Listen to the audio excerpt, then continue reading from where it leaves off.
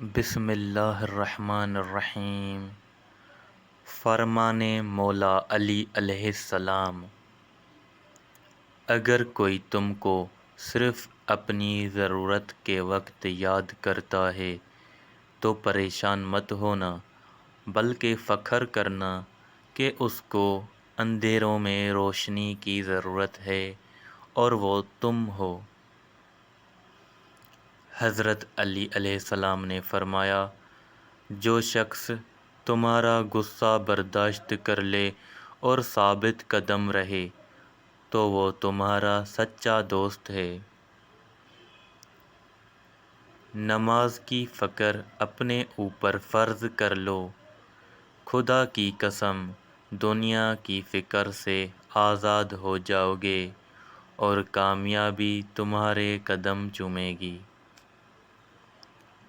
حضرت علی علیہ السلام نے فرمایا، کسی انسان کی خوبی کو پہچانو اور اسے بیان کرو، لیکن اگر کسی کی خامی مل جائے تو یہاں تمہاری خوبی کا امتحان ہے۔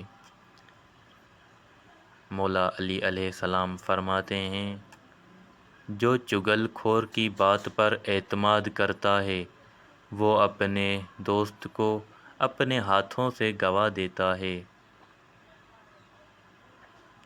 امام علی علیہ السلام نے فرمایا، عقل کے ذریعے خواہش نفسانی کا مقابلہ کرو۔ امام علی علیہ السلام نے فرمایا، ہوشیار انسان کی اصل اس کی عقل ہے اور اس کی جوان مردی اس کا اخلاق ہے۔